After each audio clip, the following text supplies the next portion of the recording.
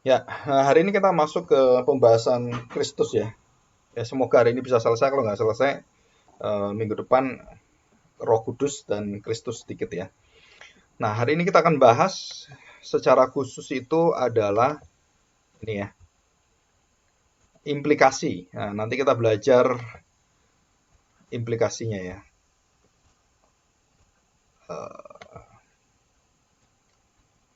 Nah, pentingnya implikasi keilahian Kristus dan kemanusiaannya ya.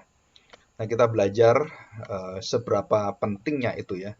Nah, perhatikan baik-baik kalimat dari Tuhan Yesus Yohanes 14 ayat 9 yang mengatakan, "Siapa yang melihat aku, maka ia melihat Bapa." Jadi Yesus dan Bapa itu sama di dalam keilahiannya. Yesus Allah, Bapa itu Allah, dan termasuk dalamnya adalah Roh Kudus. Jadi tiga pribadi Allah ini adalah satu kesatuan. Itu Allah yang esa. Jadi Allah yang esa itu memiliki di dalamnya itu tiga pribadi yang berbeda.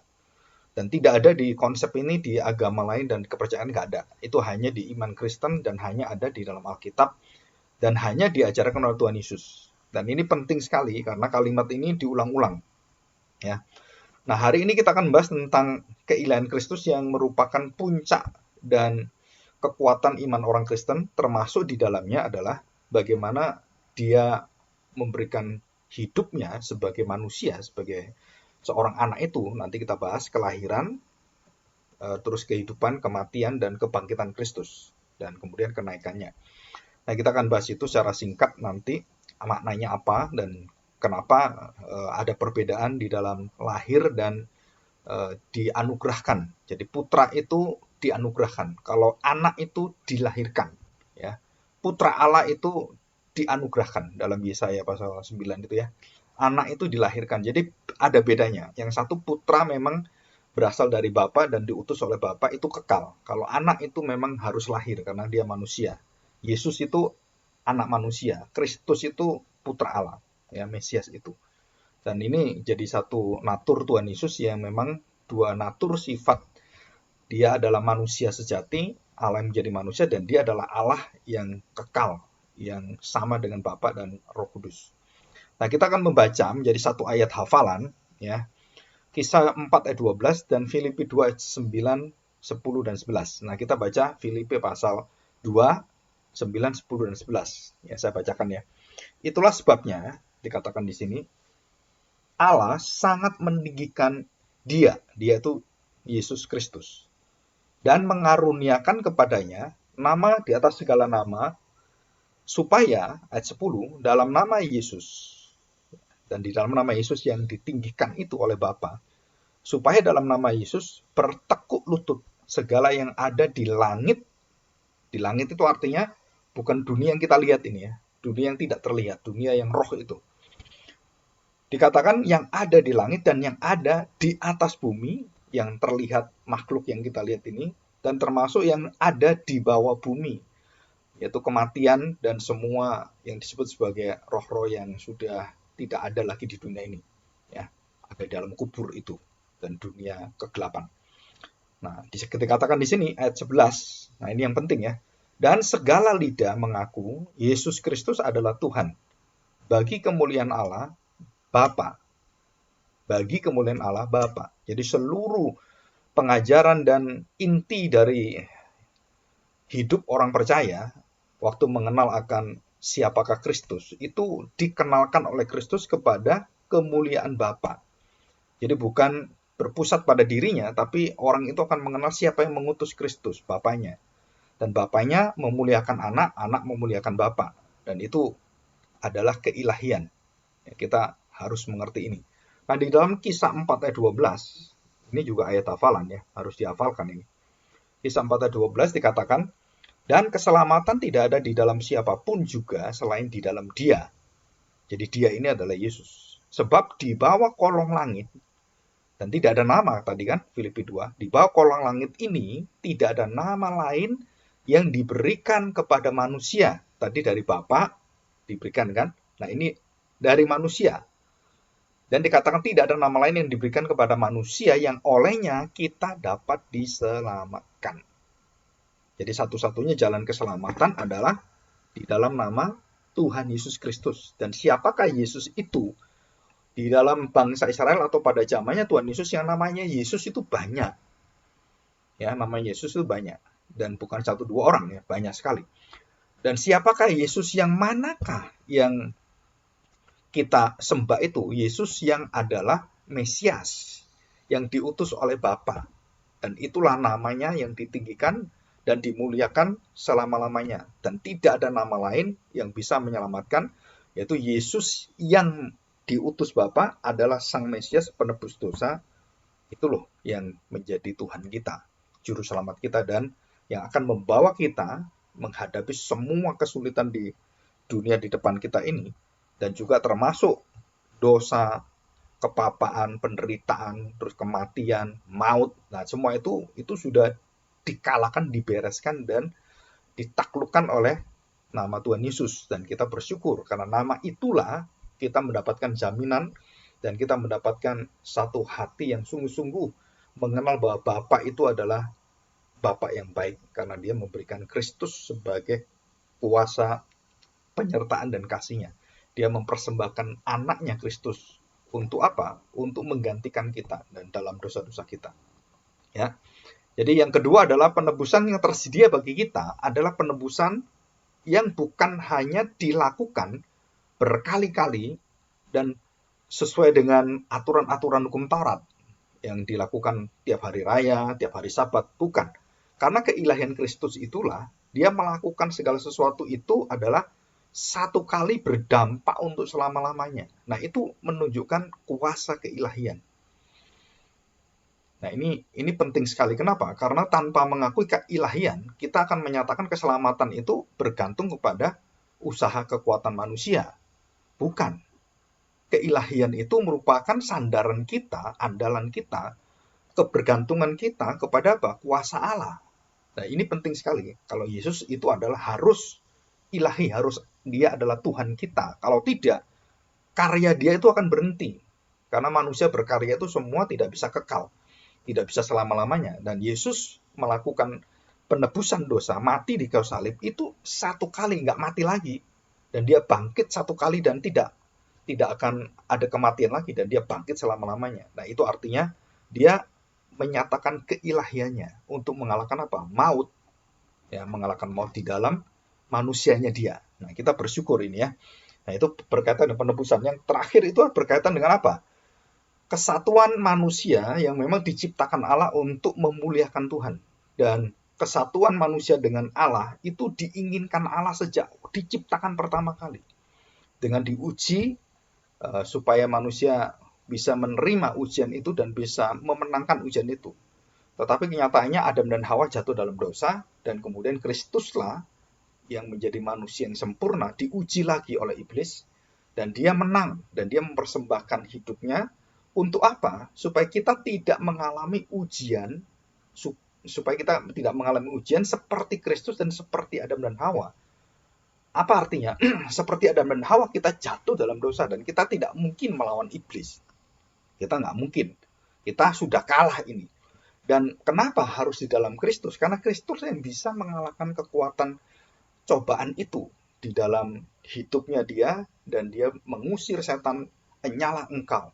Engkau harus menyembah Tuhan Allahmu." Dan Yesus mengusir setan dan dia mengalahkan setan, mengalahkan maut dan segala dampak dosa.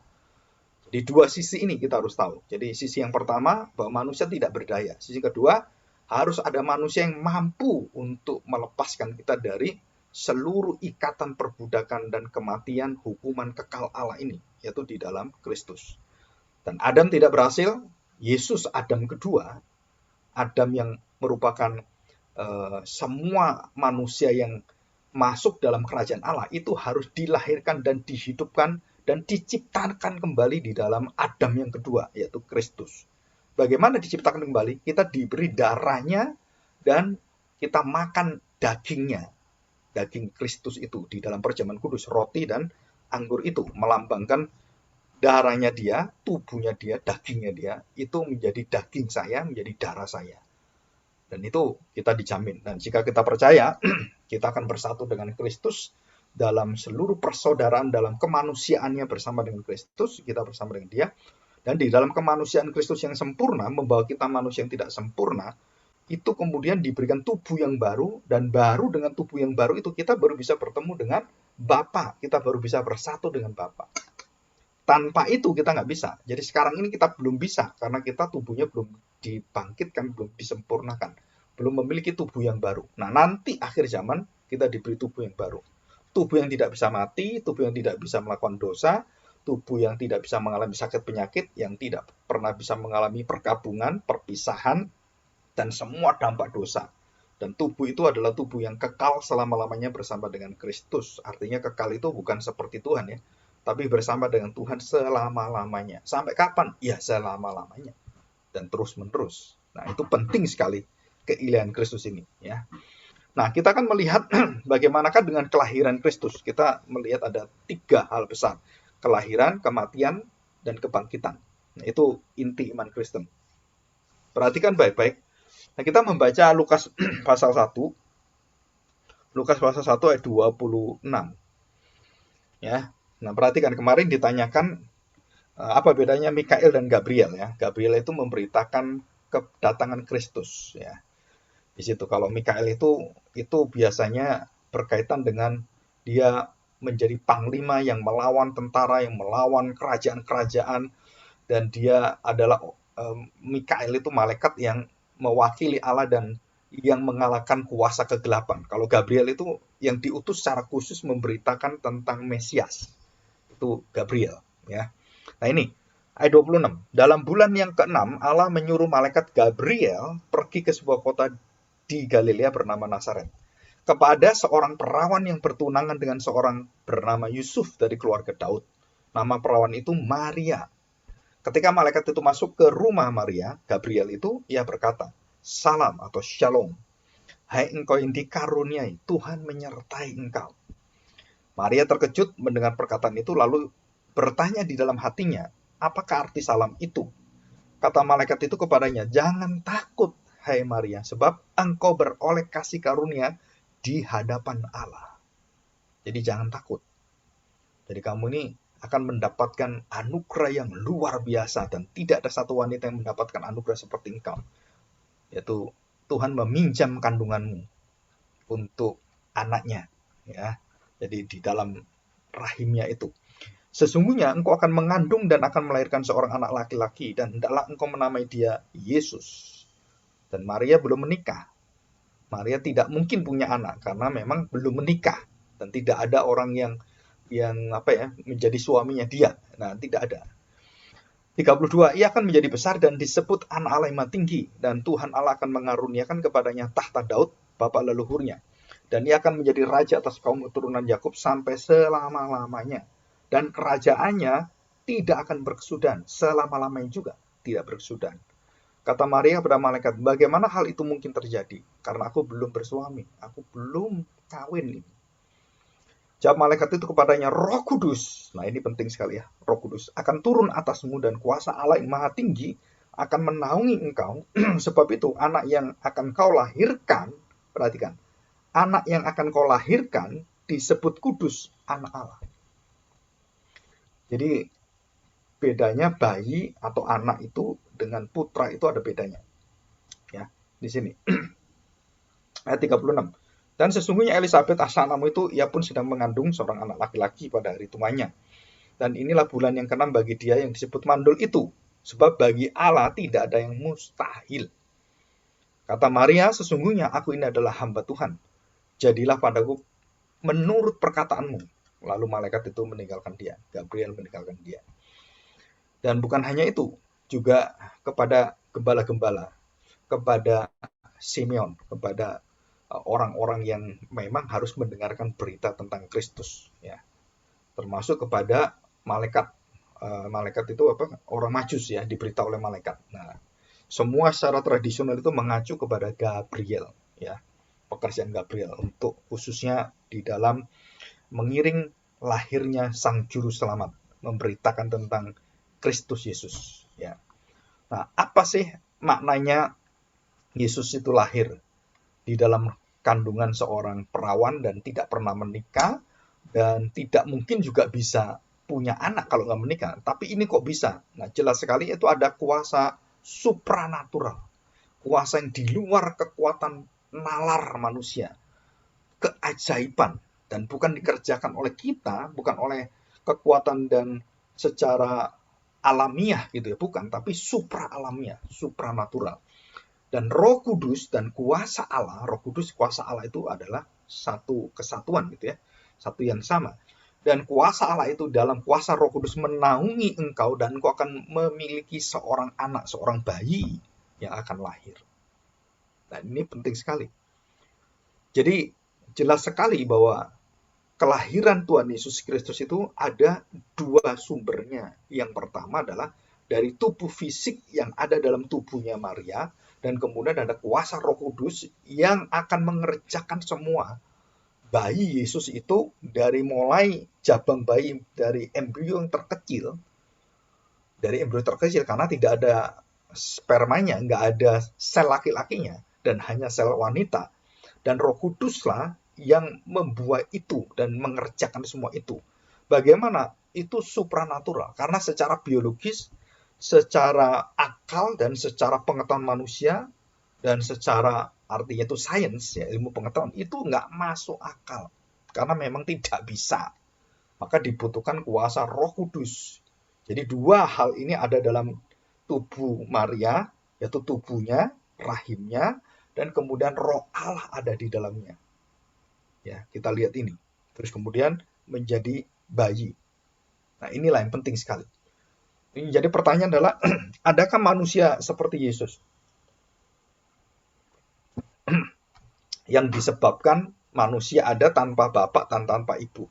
Jawabannya adalah, seperti Yesus yang terjadi seperti ini nggak ada karena kuasa Roh Kudus. Tetapi ada manusia yang tanpa ayah, tanpa ibu, dan tanpa ayah ada, tanpa ibu ada, tanpa ayah ibu juga ada itu. Nah, siapa itu, Pak? Yang pertama adalah Adam dan Hawa. Adam dan Hawa diciptakan dari debu dan tanah. Kita tahu kan, menurut orang-orang Chinese itu, rahim itu adalah bumi ini.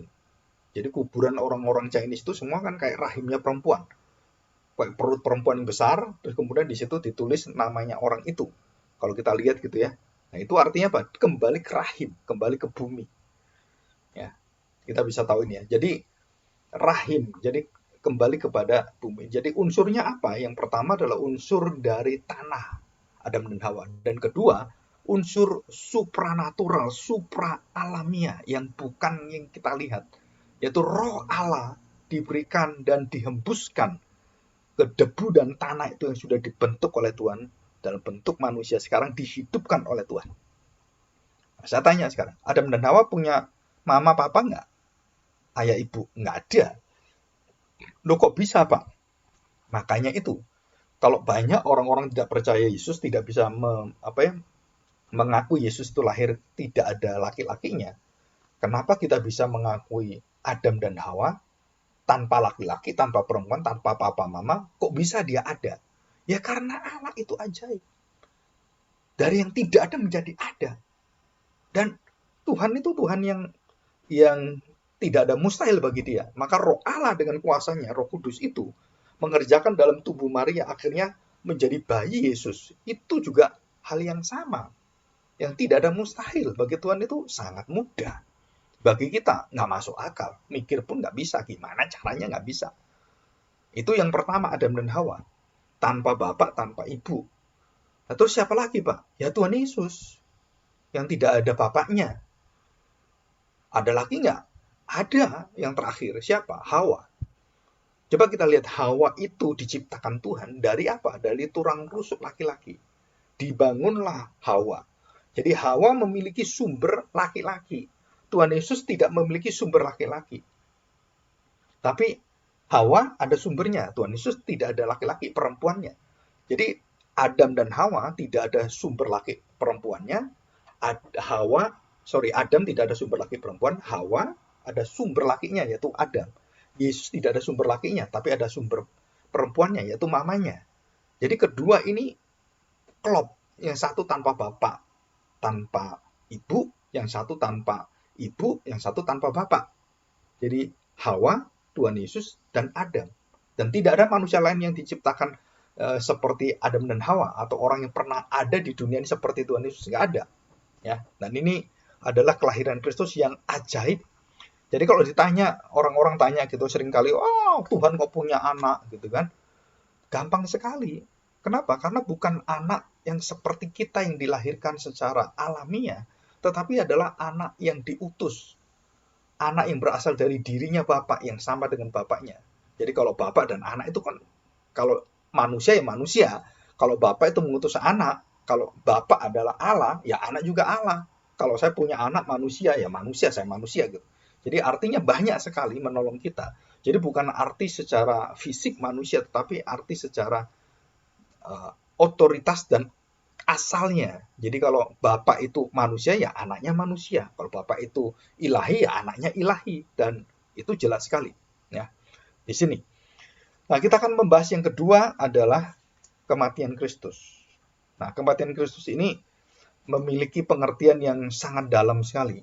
Dan banyak hal yang dikerjakan oleh Tuhan Yesus. Derajat kematiannya. Kita akan bahas tentang derajatnya. Jadi, arti derajat itu jadi berapa nilainya, derajatnya, berapa kualitasnya, dan apa yang dilakukan itu, dan apa fungsinya. Nah, sepanjang umur Tuhan Yesus di dalam dunia ini, dan terutama pada akhir masa hidupnya, dia mengalami, baik dalam tubuh maupun jiwa, murka Allah atas dosa manusia. Jadi dia memang merelakan diri untuk apa? Untuk dihantam oleh Tuhan. Diganjar dan tanda petik dihukum oleh Tuhan. Ya, artinya dihukum itu adalah diberi kuasa kematian yang akan diterima oleh manusia, kematian kekal binasa. Ya. Dan itu Tuhan Yesus yang akan menerima. Nah, sedangkan orang tanpa Kristus menerima kematian itu, wah, dia mati selama-lamanya.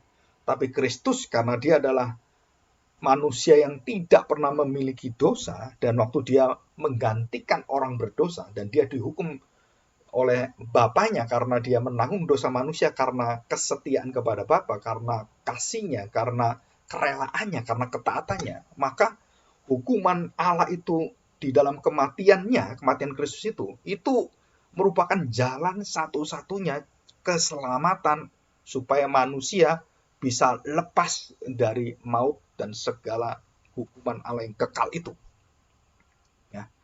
Jadi bagaimana Yesus menerima itu? Dia menerima, betul-betul menerima.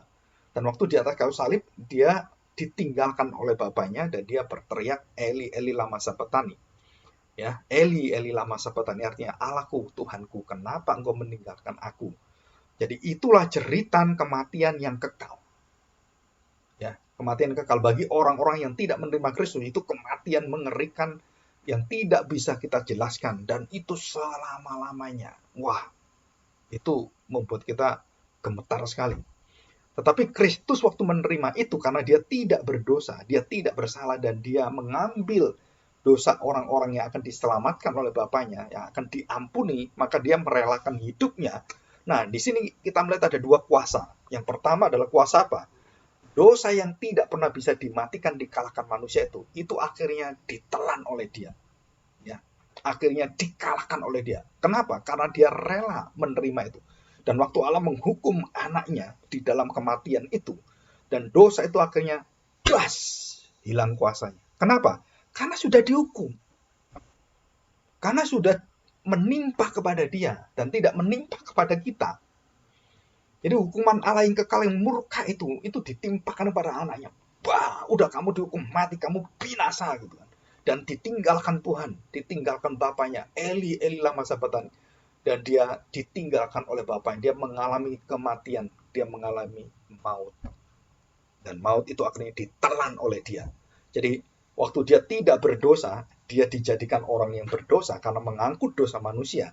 Dan disitulah waktu murka Allah datang, menghajar dosa-dosa manusia, dan Kristus yang tidak ada dosanya itu akhirnya mendapatkan satu kuasa pergantian, substitusi. Apa itu?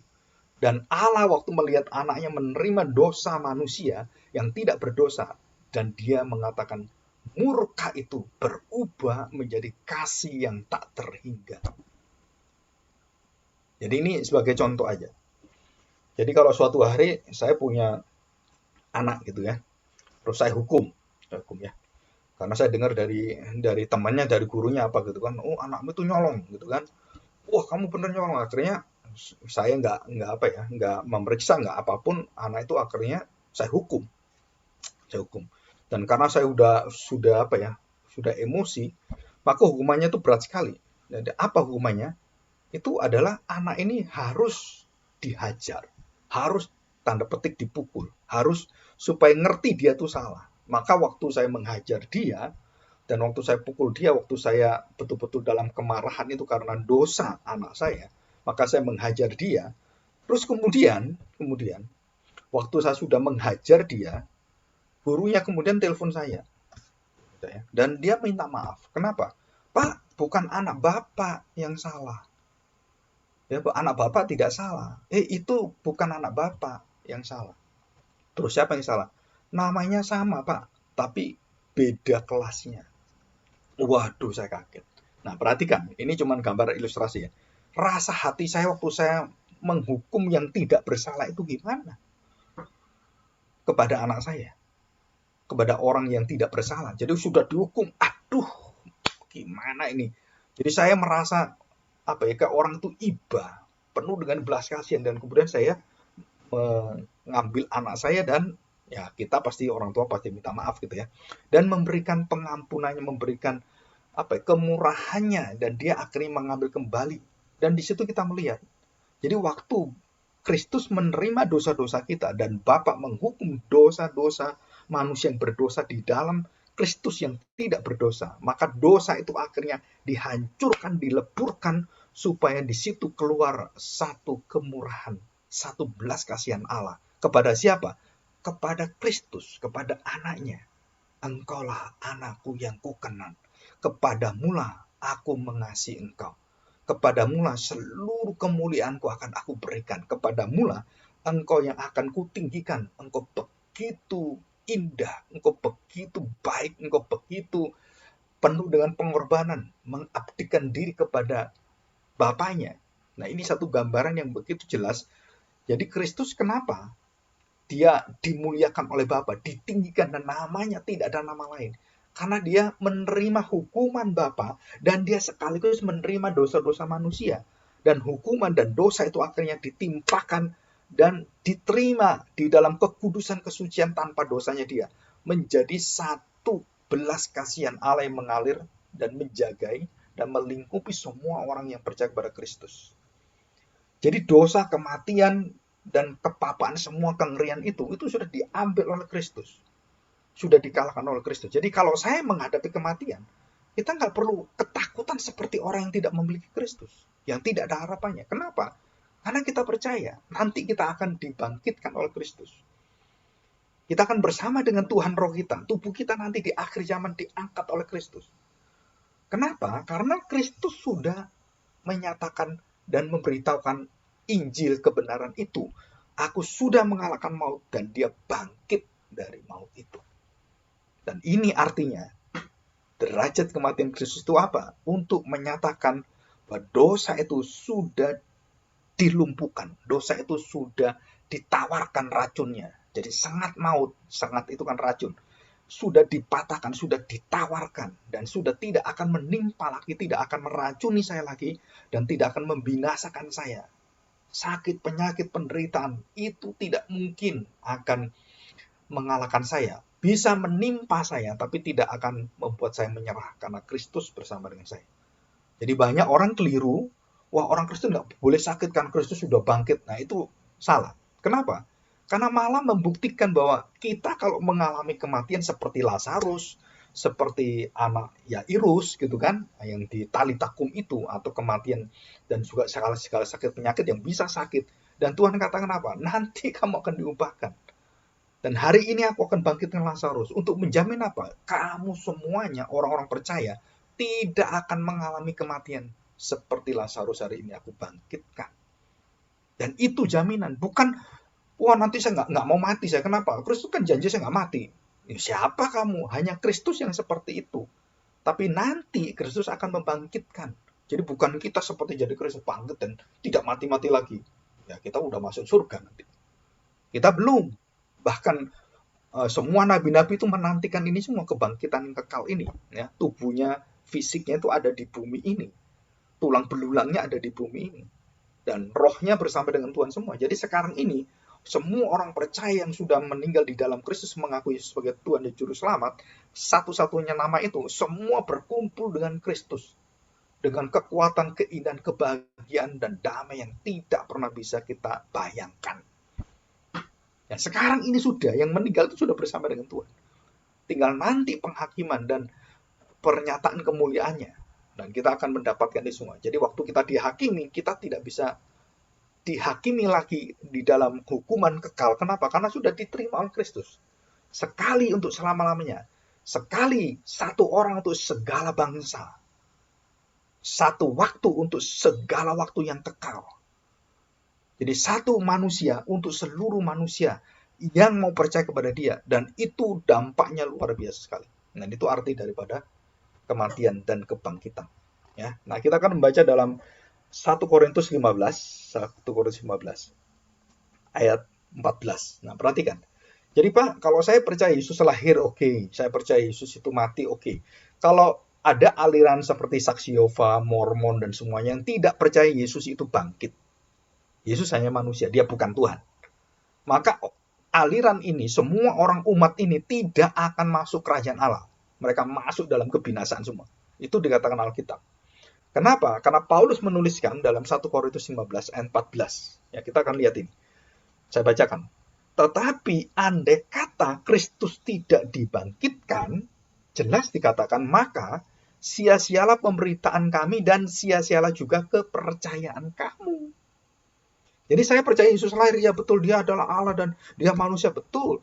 Dan dia itu lahir dalam peristiwa rahim seorang yang suci yang tidak pernah mengalami pernikahan dan tidak pernah mengalami, artinya itu seperti hubungan suami istri, dan dia wanita yang perawan yang dikuduskan oleh Tuhan.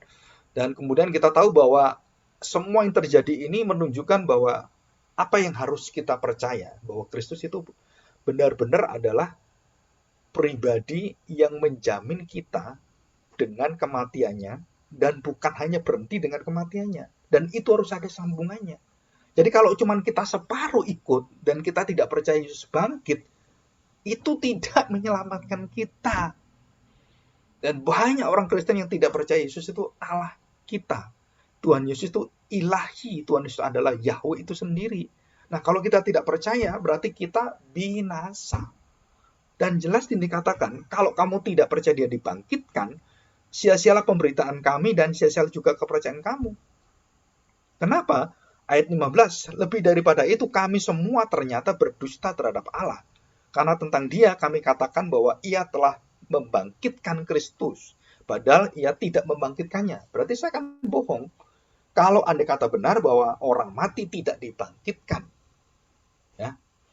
16, sebab jika benar orang mati tidak dibangkitkan, maka Kristus juga tidak dibangkitkan.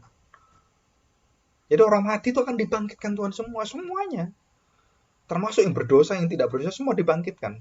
Nanti diadili dan dipisahkan gitu ya. 17. Dan jika Kristus tidak dibangkitkan, maka sia-sialah kepercayaan kamu dan kamu masih hidup dalam dosamu. Nah, ini kita jelas ya. Kamu masih hidup dalam dosamu. Jadi, kebangkitan Kristus inilah yang mengubahkan seluruh sengat maut itu akhirnya menjadi tawar. Dan kita mendapatkan darah dan tubuh yang baru. Kita mendapatkan tanda petik anti dari sengat itu. Anti serumnya, anti racunnya. Jadi Kristus darahnya itu kita terima, maka sengat maut yang menusuk ke kita, yang masuk dalam tubuh kita, itu langsung mati, langsung tawar, langsung lumpuh. Kenapa? Karena Kristus yang menjadi jaminan kita. Nah, kuasa kebangkitan ini harus dimiliki. Kalau tidak, kamu tetap dalam dosamu. Jadi kamu percaya Yesus mati, kamu menyesal, kamu bisa mengalami tanda petik pertobatan yang setengah jalan. Kamu tidak mengalami kekuatan kebangkitan dan tidak mengalami jaminan bahwa maut dan dosa itu tidak akan memperbudak kamu lagi karena darah Kristus dan tubuhnya, maka kamu masih dalam dosamu. Kamu akan jatuh dalam dosa dan kamu tidak akan bisa menyalibkan Tuhan kedua kali. Dan disitulah kita tahu bahwa kebangkitan ini adalah titik balik terpenting dari iman Kristen. Bukan kelahirannya, bukan kematiannya. Tapi apa? Kebangkitannya. Kenapa Pak kok kebangkitan enggak kelahirannya cukup gitu? Tidak. Kenapa? Karena kelahiran dan kematian orang masih bisa memikirkan itu sebagai sesuatu yang wajar. Tapi kebangkitan, enggak ada satu orang bisa memikirkan ini. Semua murid-murid enggak akan percaya Yesus bangkit. Mereka semua tidak percaya. Mereka ketakutan waktu Yesus bangkit. Dianggap itu hantu. Wah, ini setan ini. Ini hantu ini. Dan semua murid, bukan satu dua orang, semua murid. Waktu Yesus dengan tubuh kebangkitannya datang, mereka semua ketakutan semua. Dan mereka melihat itu sebagai hantu. Dan Tuhan katakan, ini aku, damai sejahtera, jangan takut. Barulah mereka mengerti. Barulah mereka sadar. Baru mereka dibukakan pikirannya. Nah, seperti kita sama. Ya, jadi kita bersyukur hari ini kita bisa mengenal kelahiran, kematian Kristus, dan tidak boleh berhenti di situ sebagai manusia. Dan dia bangkit karena dia memiliki kuasa ilahi. Dan dia dimuliakan. Dan dia akan menghakimi kita. Dan seluruh umat manusia akan dipanggil, akan dihakimi. Dan kita semua sekarang ini yang percaya pada Yesus, saat kita percaya pada Tuhan Yesus dengan sungguh-sungguh, kita sudah tidak mengalami lagi maut. Hukuman Allah, kutukan Allah, laknat, dan kebinasaan itu sudah lenyap. Dan bukan hanya itu saja. Dosa yang merongrong kita, yang menggerogoti kita, yang memperbudak kita itu sudah hilang kuasanya. Dan kita masih berdosa, masih. Tapi kita bisa memiliki iman. Dan kita bisa percaya pada Kristus dan karyanya. Dan akan menguduskan kita, melepaskan kita dari dosa kita yang sehari-hari yang kita lakukan. Kita terus diingatkan. Bagaimana cara kita diingatkan? Karena kita dekat dengan Kristus di dalam firman-Nya, di dalam kuasa penyertaannya, dan jangan meninggalkan firman Tuhan. Karena di situ kita akan mendapatkan kekudusan Tuhan, kita mendapatkan keadilan, kita mendapatkan suara kehendak Bapa yang benar, yang baik, yang sungguh-sungguh akan menjamin kita. Nah, ini adalah kemenangan kita. Kebangkitan itu adalah satu kemenangan yang besar bagi kita. Nah, kita bersyukur demikian kita sudah masuk di dalam pentingnya kita menerima kebangkitan, ya. Kematian Yesus sudah saya jelaskan. Nah, makna kematian juga sudah. Nah, kebangkitan juga bukan realitas yang orang-orang cuman secara fisikal gitu ya.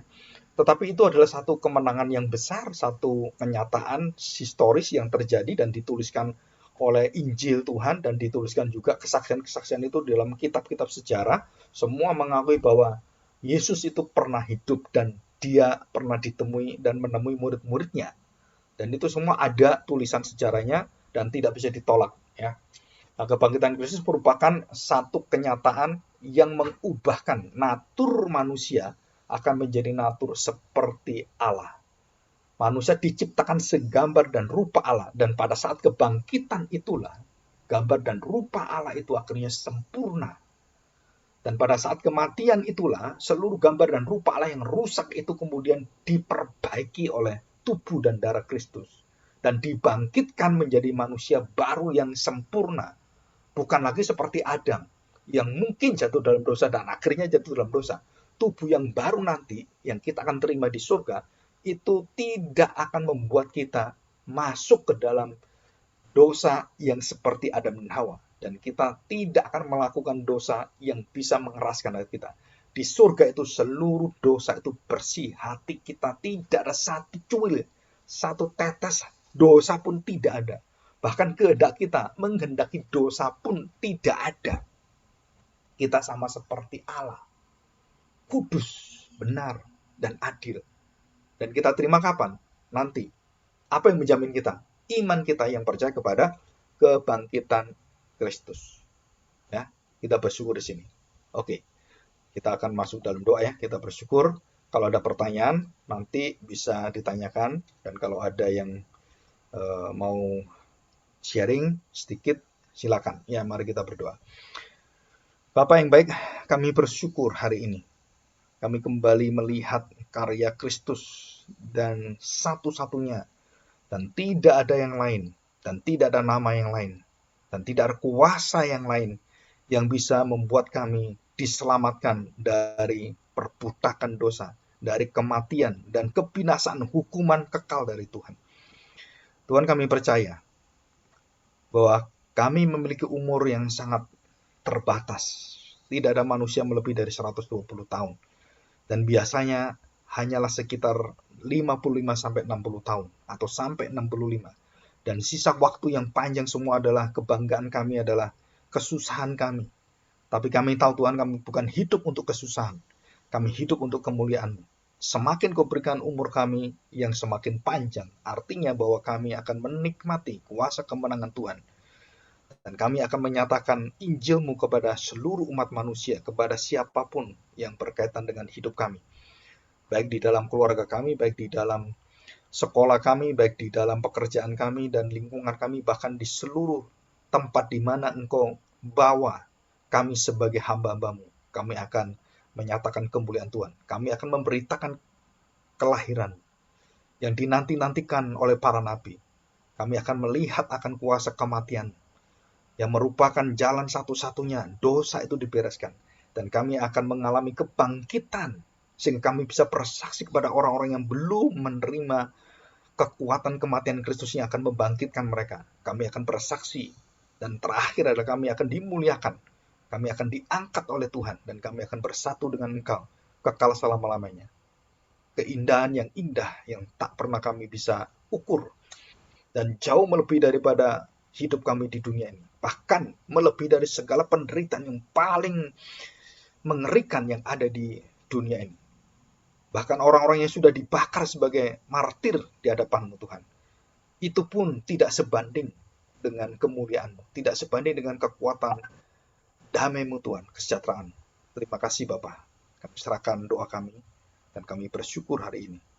Semua kemuliaan hanya kami angkat untuk nama di atas segala nama. Itu kami bersyukur berterima kasih atas nama Tuhan kami Yesus Kristus. Anak Allah yang hidup, yang menebus dosa kami, yang menjamin kami akan dibangkitkan di akhir zaman. Kami serahkan doa kami. Amin.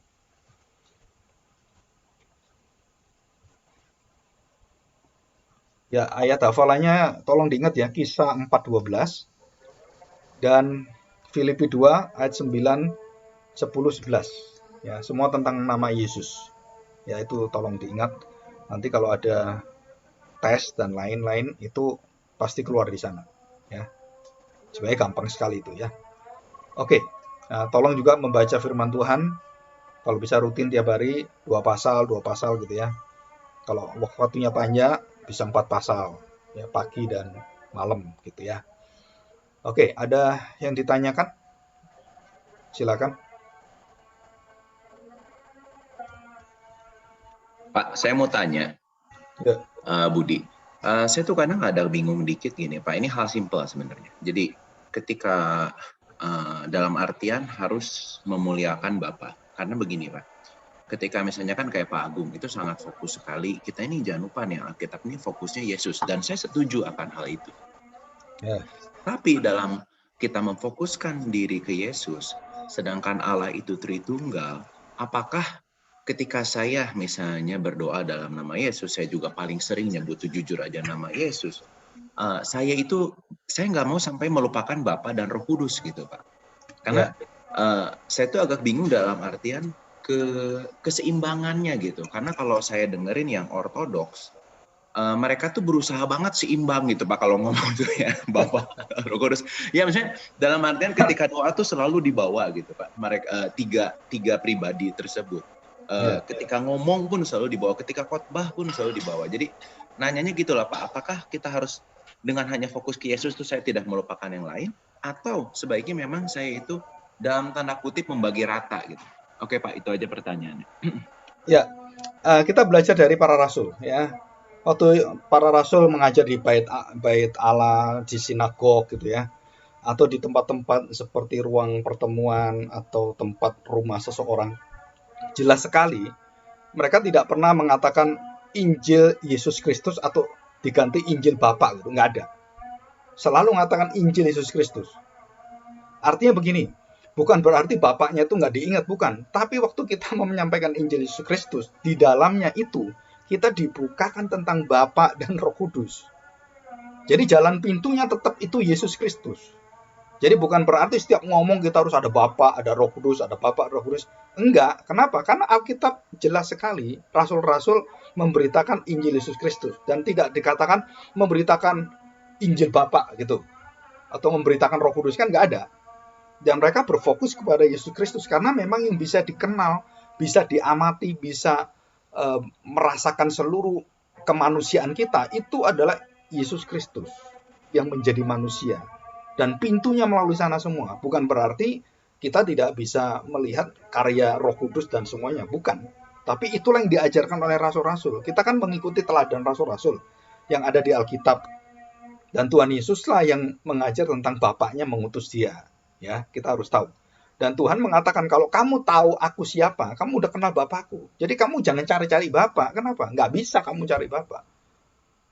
Coba saya ketemu Bapak. Ngapain kamu ketemu Bapak? Kamu lihat saya, udah lihat Bapak. Itu artinya apa? Di dalam diri Kristus itu keilahian Bapak itu sudah ada lengkap dalam diri Dia. Kamu mengenal saya, mengenal Bapak. Sama persis. Itu. Jadi apa ya? Jadi kita bukan orang yang Kristus sentrism, apa itu yang berpusatnya Kristus semua dilupakan, enggak. Yang mono Kristus sentrism, bukan. Kita ini dynamic. Dynamic artinya apa? Bahwa di dalam Kristus itu semua itu akan dibukakan semuanya. Dan jelas sekali. Dan nama Kristus itu yang menjamin kita. Dan Bapa itu, ini contoh gitu ya. Kalau kita menghubungi Bapa tanpa Kristus, nggak mau Bapak. Kenapa? Harus melalui anak saya. Kenapa? Ya itu jalurnya. Jadi jalurnya jangan dipotong, karena itu jalur satu-satunya menghubungkan manusia dengan Allah itu adalah Kristus, anaknya. Jadi kita nggak bisa, nggak mau Kristus langsung Bapak gitu. Nggak bisa. Kenapa? Ya memang itu sudah dirundingkan oleh Bapak dan anak. Di dalam diri Allah Tritunggal itu sudah dirundingkan bahwa melalui anak lah Bapak itu dikenal, Bapak itu artinya tuh bisa dimengerti oleh manusia dan bisa dimiliki oleh manusia itu melalui anak. Jadi kalau kamu mengakui aku, kamu mengakui Bapa. Gitu. Kalau kamu memiliki saya, kamu memiliki Bapa. Dan itu dalam Yohanes jelas sekali. Jadi kita bukan ya ortodoks itu mungkin secara secara ajaran manusia dia ingin menyeimbangkan itu. Tapi Alkitab jelas mengatakan bahwa tidak ada di dalam pikiran rasul-rasul mengajarkan Injil Bapa gitu, nggak ada. Injil Yesus Kristus, selalu nama Yesus, tidak ada nama Roh Kudus nggak ada, nama Yesus Kristus. Kenapa? Karena itu merupakan pusatnya. Ya, pusatnya. Bukan berarti kita tidak menghiraukan Bapa dan Roh Kudus, enggak. Malah melalui Yesus ini kita tahu betul Bapa itu siapa, Roh Kudus itu siapa. Dan kita bersyukur. Kenapa? Karena visi ini ya, Christ Center ini nggak mudah. Nggak mudah kenapa? Karena satu sisi saksi Yehova itu melawan kita, Mormon dan semua banyak melawan kita. Di sisi yang lain, orang-orang yang memegang Allah Tritunggal itu seolah-olah menyalahkan kita. Kenapa kamu mesti Yesus saja gitu, enggak Bapak dan semuanya. Bukan itu masalahnya. Masalahnya adalah apa yang ditulis dalam Alkitab yang diajarkan itu seperti itu. Ya, Tuhan Yesus mengatakan kamu nggak akan bisa menyingkapkan siapa Bapak kalau kamu tidak menafsirkan dan terbuka dan menerima aku. Tanpa aku kamu nggak akan bisa melihat sana. Dan itu jalurnya. Ya, semua akan terbuka. Itu harus melalui anak, melalui Kristus. Nggak bisa yang lain. Dan sampai hari ini, saya punya teman-teman yang di Reform, di yang lain, itu juga sama. Ada yang memikirkan, nggak bisa harus Tritunggal. Betul Tritunggal. Saya juga mengaku Tritunggal sama. Tetapi kamu kenal Tritunggal, dari mana kamu bisa kenal Tritunggal? Hanya Yesus yang membukakan Tritunggal. Tanpa Kristus kamu nggak akan bisa mengenal Tritunggal. Jadi itu adalah pintu masuknya, kuncinya, Kristus itu. Jadi kita tidak membuang Bapa dan Roh Kudus, enggak. Tapi melalui Kristus kita benar-benar tahu Bapa itu siapa dan Roh Kudus siapa. Dan ketiga kesatuan itu siapa. Semua itu kunci rahasianya adalah Yesus yang mengajarkan. Dan tidak ada satu nabi pun yang mengajar dengan sejelas Yesus mengajar tentang Bapa dan Roh Kudus. Enggak ada sama sekali. Dan hanya Tuhan Yesus yang membukakan ini. Dan itu, ya, jadi kita bukan menolak apa ya, menyeimbangkan Bapa dan Roh Kudus, enggak. Tapi Alkitab menjelaskan itu. Kan kita memegang Alkitab, memegang kebenaran Alkitab yang ada dan kita bawa itu. Dan kalau kita taat pada Alkitab, ya itu kebenaran di situ. Dan tidak bisa ditambahi. Oh Pak, diganti aja Injil Bapak Surgawi gitu. Enggak bisa, enggak ada di Alkitab. Walaupun secara pembicaraan itu bukan berarti betul-betul tidak ada Injil dari Bapak, enggak. Tapi yang dijelaskan Alkitab itu gamblang sekali. Injil Yesus Kristus, Injil Kerajaan Kristus, itu ada semua. Ya, Bapak juga ada. Tapi bukan sebagai pusat itu untuk kita bisa menembus pengetahuan itu dalam keselamatan, keilahian, kealahan. Itu satu-satunya jalan adalah Kristus. Dan ini yang paling banyak dalam sejarah gereja dari awal gereja sampai hari ini.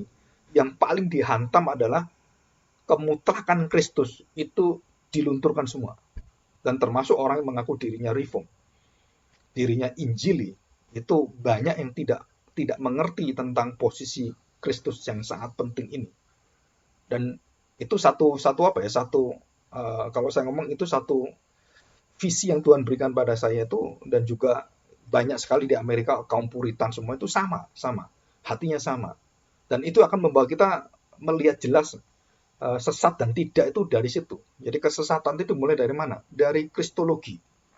Kalau tidak diakui itu pasti akan nyasar kita menjadi sesat. Nanti kita menekankan Roh Kudus kayak orang-orang karismatik, Pentakosta, New karismatik itu kan Roh Kudusnya ditekankan luar biasa. Dan mereka tidak tahu Roh Kudus itu bekerja hanya melalui perkataan Kristus. Dan dia tidak mengajar yang lain kecuali perkataan Kristus. Dan itu Yesus sendiri yang ngomong dalam Yohanes 14 dan Yohanes 16. Dan ini penting sekali ya. Jadi ya kita berdoalah. Berdoa supaya kita benar-benar kita dipakai Tuhan, dan juga gereja Puritan ini adalah gereja yang sangat mencintai, menjunjung tinggi nama Kristus. Ya. Dan Bapa dan Roh Kudus yang sama. Allah yang esa, ya, itu di situ. Oke, ini satu sharing visi misi kita juga ya. Ya, puji Tuhan. Ada yang lain silakan.